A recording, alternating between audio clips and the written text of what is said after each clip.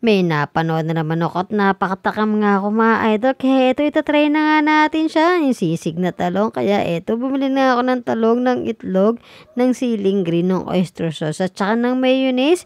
Hinugasan ko na nga tong talong mga idol. Tapos, hiwain lang natin siya ng pa-cubes mga idol. After nito, siyempre gagawa tayo ng butter na pangkot dito sa talong natin mga idol.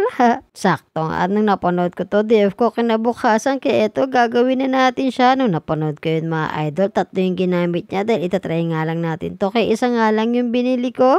Magtitimpla na nga tayo ng magiging butter niya. Naglagay na nga ako rito ng harina mga idol. Tapos nilagyan ko to ng isang itlog. Tapos nilagyan namin to ng paminta, ng magic sarap at ng asin. Si mama nga pala yung nagtitimpla dyan kasi mahina ako sa bagay na yan. Haluin lang natin sila hanggang sa magsama-sama yung mga ingredients na natin lagay natin. Ay, sana all nagsasama talaga, no? After natin mapagsama-sama lahat ng ingredients mga idol, ilagay na nga natin tong talong. Tapos ikot natin lahat ng butter na to sa kanya. After natin mabutter to mga idol, ikot naman natin siya sa harina. Kaya ayan, medyo marami yata yung ginawa namin ni mama. Hindi ko alam kung mauubos ba namin to. Siyempre nagpainit na nga rin ako dito ng mantika para after nyo yung makot mga idol, ipiprito na natin siya.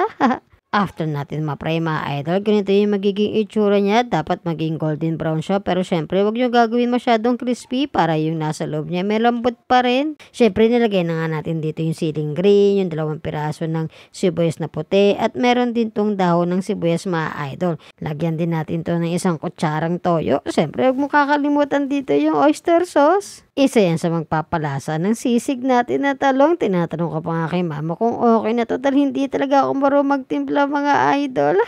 Pero at least sinusubukan ko naman kapag ako yung nagluluto mag-isa. Siyempre, samahan din natin to ng mayonnaise. Siyempre, hindi mawawala dito yung kalamansi. 2 nga pala yung nilagay ko dito mga idol. Nilagyan ko nga rin to ng siling pula mga idol, pampaganang kumain. Siyempre kapag maanghang yung kinakain natin, nakakagana yan. Siyempre ito na yung moment of truth at titikman na nga natin to. Siyempre ano nga pang inaasahan ko na masarap nga siya mga idol. Sabi ko nga sa kay mama, pwede na itong ulap kahit hindi na ako maghintay na niluluto naming lumpiang Shanghai. Eto na naging itsura ng ating sisig na talong mga idol. Hinihintay ko magising si baby kasi ipapakita ko to sa kanya. Siyempre tatakamin nga natin siya. Pag uwi nga niya, sabi ko pa nga, pagluluto ko siya neto, ipapatikim din natin sa kanya to. Sigurado ko masasarapan niya kasi mahilig din kumain yon. At kahit talagang pawisan na ako at mainit yung panahon, hindi na nga ako nakapag-antay. Kaya eto, kumain na nga ako. Ulamin na natin tong ginawa nating sisig na talong. Tignan natin kung perfect siya sa kanin. At hindi nga ako na magkamali mga idol. Masarap siya sa kanin. Lalo at maanghang siya, nakaaga ng kumain. Perfecto lalo na kung meron ka malamig na inumin. Ayun lang, salamat sa pagsama. Ako po si Nescael. Ingat po tayong lahat.